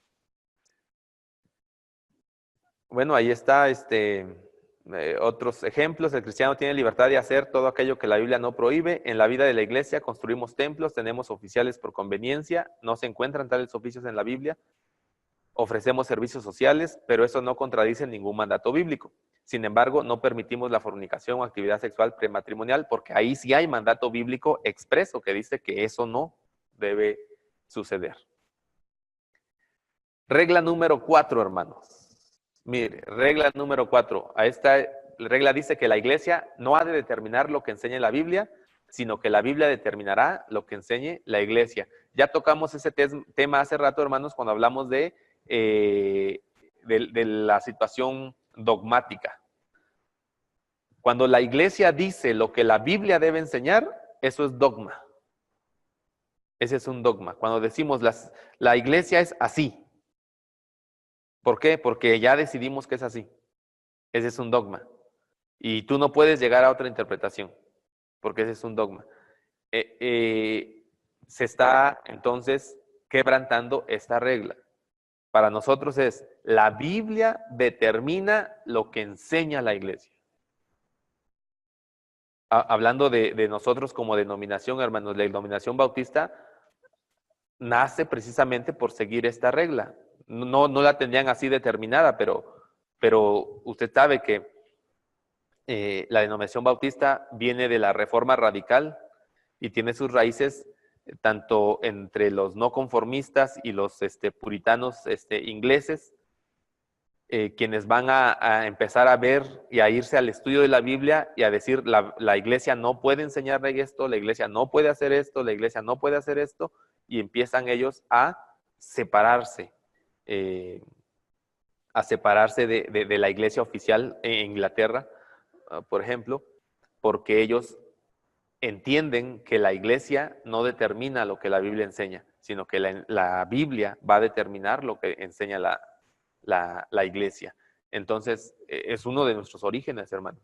Por eso yo decía, nosotros debemos ser los menos dogmáticos. Nosotros debemos estar siempre abiertos a la enseñanza de la Biblia. ¿Qué dice la Biblia sobre el tema? Y aunque yo tenga mi convicción, yo voy a ir otra vez y voy a revisar qué dice la Biblia sobre el tema. Porque yo debo estar convencido 100% que lo que yo estoy enseñando, la Biblia lo dice. Y no sea algo que a mí se me ocurrió, algo que escuché en internet, ¿no? Algo que escuché que alguien dijo y me pareció bonito. Las doctrinas no las enseñamos porque sean bonitas, las enseñamos porque son bíblicas. La Biblia dice que así debe ser. Aunque va a haber hermanos o va a haber gente a quien no le guste. Pues si no le gusta es porque tiene un problema con la Biblia. Pero nosotros tenemos que enseñar lo que la Biblia enseña. Muy bien, lo que la Biblia dice. ¿Tienen alguna pregunta, hermanos? Mire, aquí ya se han mencionado las distintas fuentes de autoridad, la razón, la tradición, la Biblia. Las dos primeras son importantes, pero deben ceder ante las Escrituras. Quiero ahondar un poquito en esto, hermanos. Miren, hay ciertas cosas que nosotros observamos porque vienen de una tradición entendida como parte de nuestra esencia como denominación. Somos de tradición bautista. Pero esas prácticas que son parte de nuestra tradición, como denominación histórica que somos, no están por encima de la Biblia. Es la Biblia la que está por encima de la tradición. Es la Biblia la que está por encima de la razón. Todo lo que las conclusiones que yo llegue por el uso de mi razón y las prácticas que yo tenga como herencia de mi tradición, yo debo siempre ponerlas bajo el escrutinio de la Biblia. No si son bíblicas, porque yo creo que muchas de nuestras tradiciones en realidad no están dentro de la Biblia. Son maneras en que hemos llegado a vivir eclesiológicamente, pero no necesariamente están en la Biblia. No vamos a discutir eso. Lo que vamos a discutir es si no se contraponen a la enseñanza bíblica, si no están siendo un obstáculo para que yo cumpla mi ministerio, si no están siendo un obstáculo para que la iglesia cumpla la razón de ser de la iglesia. Eso es lo que nosotros debemos poner en tela no de juicio, no quiero decirlo así, que suene que vamos a juzgar nuestras tradiciones, pero debemos ponerla a análisis, siempre, para que podamos nosotros seguir trabajando y seguir avanzando en lo que es importante, hermanos. Y lo que es importante es el extendimiento del reino. El extendimiento del reino. Yo sé que me voy a meter aquí tal vez en un problema, pero voy a poner este ejemplo, hermanos. Después yo le doy la palabra para que usted hable. Aquí en Oaxaca, imagínense la sierra de Oaxaca. Sin camino, sin nada. Hace muchos años se fundó una iglesia. No es bautista la iglesia. ¿Sabe qué es lo que hay en el templo? Se construyó un templo. ¿Sabe lo que hay en el templo? Un piano. Un piano. Y los hermanos más ancianos todavía cuentan cómo sufrieron para subir el piano a la sierra, sin caminos. Y no hay nadie que lo toque. Desde que llegó ahí no ha habido nadie que lo toque y hasta ahorita no hay nadie que lo toque. Porque quienes sembraron esa iglesia, no es bautista, les enseñaron que una iglesia debe tener templo y piano. Y ahí está el piano. Yo no tengo nada en contra de que haya piano en el templo. Si hay algún hermano que lo ejecute y gocemos preciosamente esa música y alabemos al Señor a través de ello, bendito sea Dios. Pero hermanos, ¿es bíblico decirle a los hermanos que para que sean iglesia deben tener templo y deben tener piano? No, pero es una tradición que en todas nuestras iglesias debe haber un piano. Entonces, cuando ya ese tipo de ideas o de tradiciones o de liturgia las ponemos como una verdad doctrinal y que no puede existir una iglesia si no tiene su templo y no tiene su piano, como sucedió con esta iglesia en la sierra de Oaxaca, a mi parecer, ya estamos poniendo a la Biblia por debajo de la tradición. Por debajo de la tradición. Creo que debemos revisar eso. Si acaso estuviera sucediendo, debemos revisar eso. Si no, a lo mejor eso es lo que estamos haciendo. Por eso es importante esta regla. Porque es la Biblia la que debe determinar qué le vamos a enseñar a la iglesia. Y no la iglesia debe determinar qué es lo que debe enseñar la Biblia. Muy bien. ¿Hasta aquí algún comentario o pregunta, hermanos?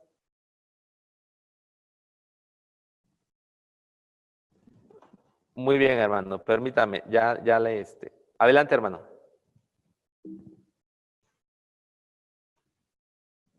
Perdón, hermano. Le voy a volver a...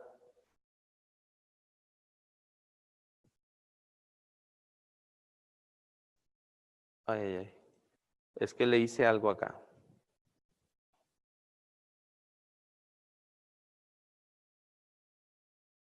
No lo quiere, Perdón, hermano.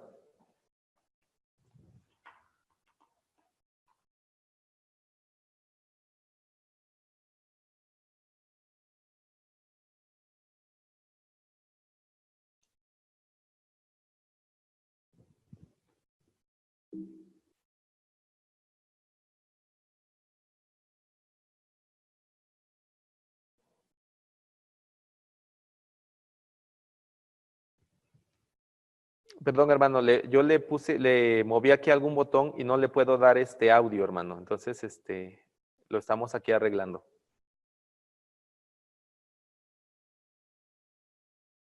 A ver, dale acá. Ajá. Ah, no, le van a decir a ver si viene para acá. Ajá. ¿Qué hice? No le picó otra cosa, ¿no? Pues lo único que le piqué fue acá. Pero no.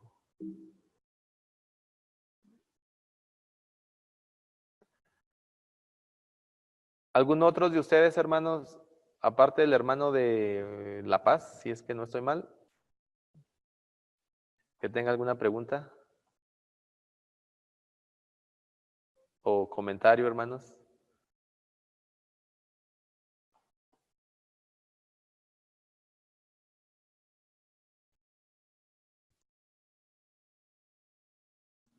Hermano, por alguna razón no le puedo dar audio, hermano. No sé por qué. Por alguna razón no le puedo dar audio, hermano. No sé si fue un...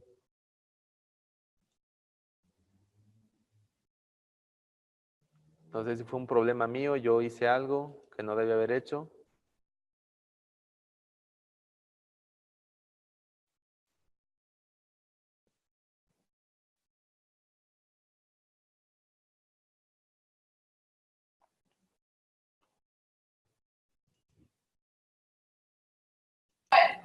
Pero lo de yoga, eso va a ser en el siguiente.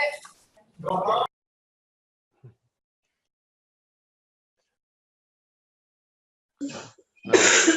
son ellos sí.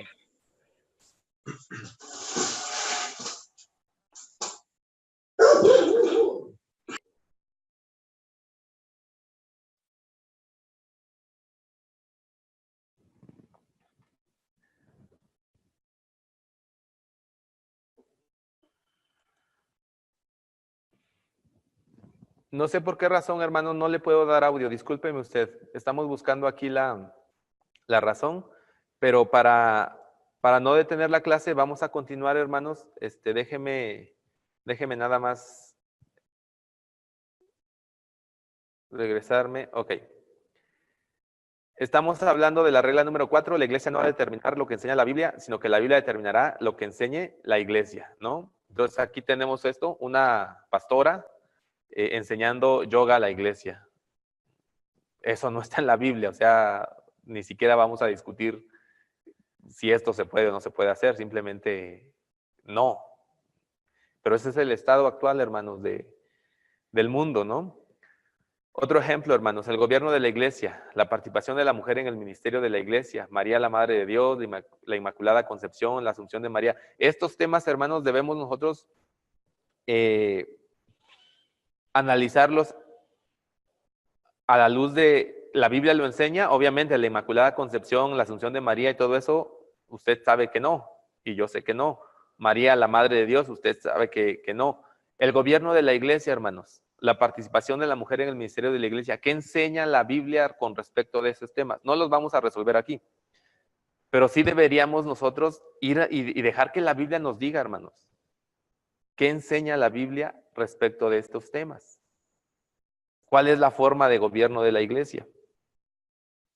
Yo sé que nosotros como bautistas somos de un gobierno congregacional y a mí me parece que es la mejor forma de gobierno de la iglesia. Pero sí necesitamos bíblicamente ver qué es lo que enseña la Biblia acerca de del gobierno de la iglesia. Y la verdad es que, para ser sinceros, la Biblia no enseña en un 100% que la iglesia deba tener un gobierno congregacional. No siempre. Si usted va a la Biblia y lee la Biblia, usted se va a dar cuenta que no siempre la iglesia resolvió todos los asuntos a través del gobierno congregacional. Algunos asuntos sí, algunos no. Entonces, yo pienso que la mejor forma de gobierno sí es el congregacional, para mí. Yo lo pienso y lo enseño. Pero admito también que no es la única forma de gobierno que la Biblia enseña. Entonces, si yo quiero ser leal al texto bíblico, yo quiero cumplir con esta regla, yo debo admitir eso. Porque hay momentos en que la Biblia nos enseña que hubo otra manera de tomar decisiones. Sí enseño el gobierno congregacional, pero admito que en la Biblia no se enseña como si fuera la única forma de gobierno. Hermano de La Paz, me parece, seguimos sin poder solucionar el asunto del audio con usted, hermano. Lo siento mucho, no puedo darle audio por alguna razón. Vamos a continuar y al rato, si resolvemos el problema, hermano, volvemos para que usted nos diga la pregunta que tiene. Por favor, hermano. Ok, regla número 5, hermanos. Las promesas de Dios a través de la Biblia son medios de la revelación de la voluntad de Dios a los hombres y están a disposición del Espíritu Santo para los creyentes de todos los tiempos. Las promesas de Dios, hermanos, nos encantan las promesas de Dios, ¿verdad? Y nos gusta decir, bueno, es que esa promesa y yo pido a Dios que me dé esa promesa y algunos dicen hasta reclaman las promesas. Pero ¿qué son las promesas de Dios? Hablando desde una perspectiva hermenéutica, las promesas de Dios son medios de revelación de la voluntad de Dios a los hombres. Eso es lo primero que tenemos que decir. Lo segundo que vamos a decir es que están a disposición del Espíritu Santo para los creyentes de todos los tiempos. Es decir, lo que Dios ha prometido, hermanos, se lo ha prometido a todo tipo de creyente. Es para todos los creyentes. Hermano de La Paz, ¿puede usted hablar? A ver si ya lo escuchó. Es en Houston, hermano. Perdón, Houston. Sí, Houston, tenemos un problema. Bueno, teníamos un problema. Ya le escucho, hermano. Volvemos a lo anterior para que usted pueda hacer su pregunta. Solamente era algo rápido, hermano, para no entretener la clase. Sí. Pero con respecto al bautista, hermano, tenemos bien marcado lo que son doctrinas y lo que son convicciones. ¿Va muy relacionado o es sinónimo de alguna de esas dos, el dogmatismo o el dogma? No, hermanos, mire, nosotros como bautistas tenemos nuestras declaraciones de fe bautistas, lo que son las doctrinas, yes.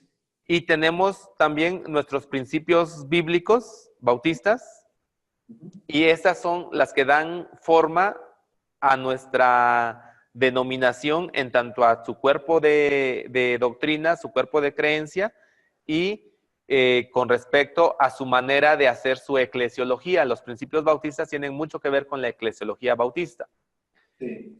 Y tenemos nuestras convicciones como bautistas también. Ok.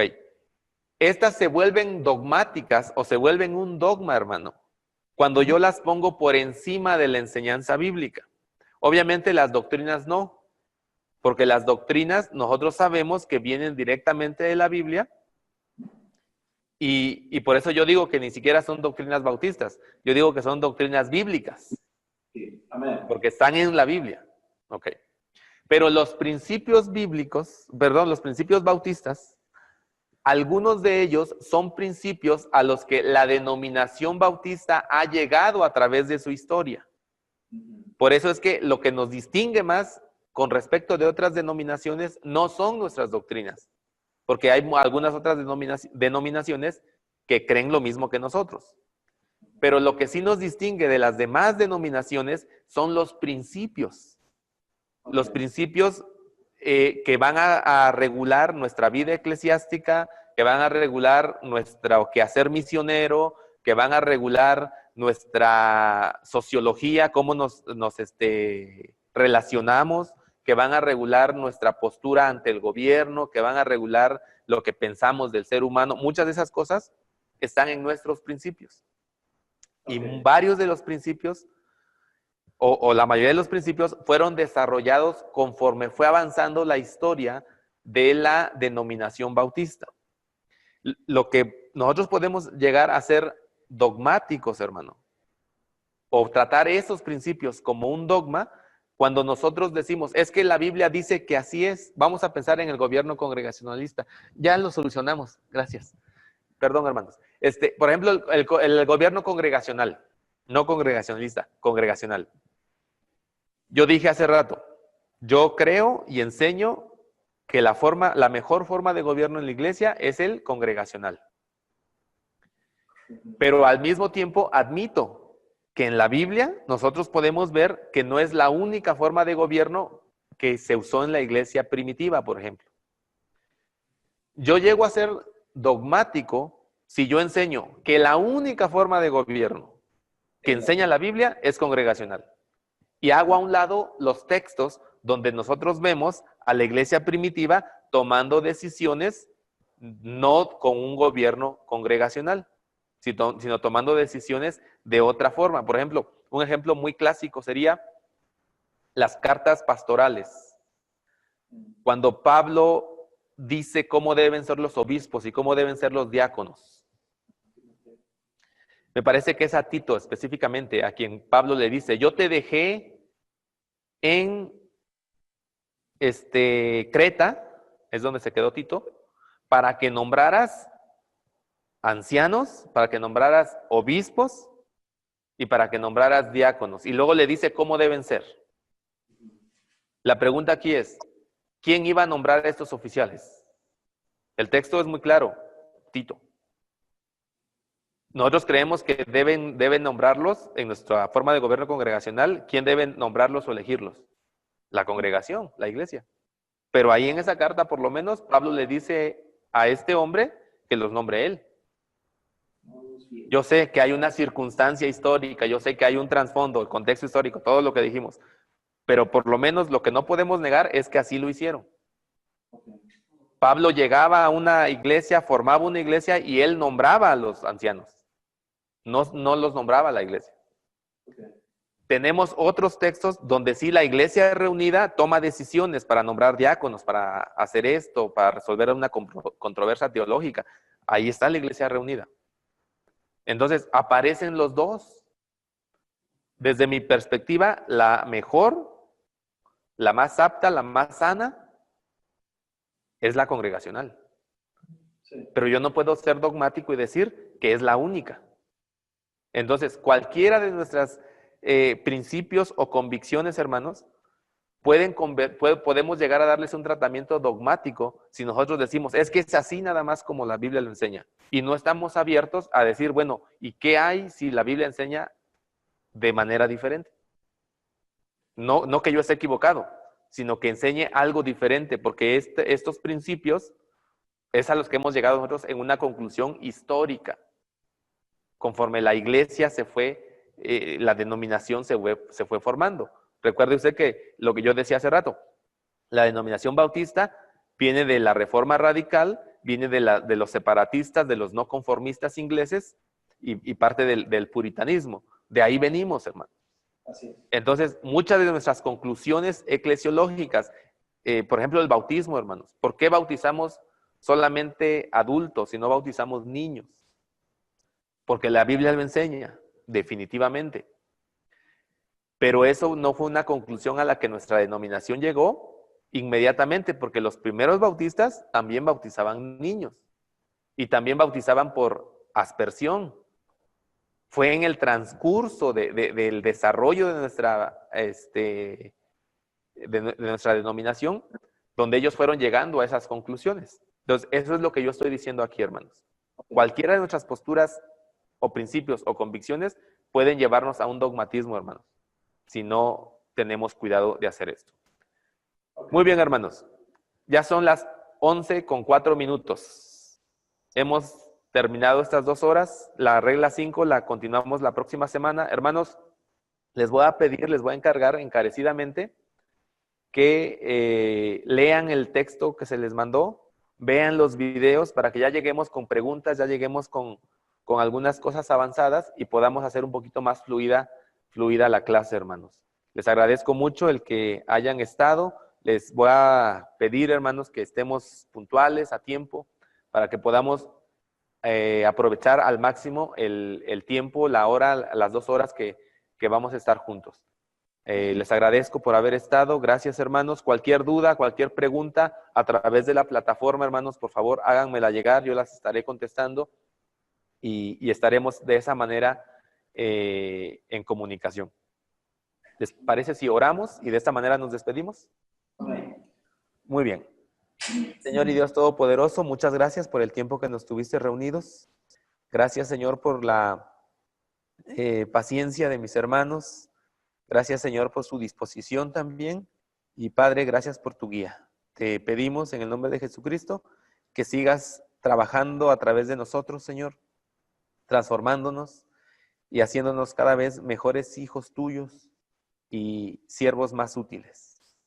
Bendice a mis hermanos en sus ministerios, en sus hogares, en sus familias, Señor.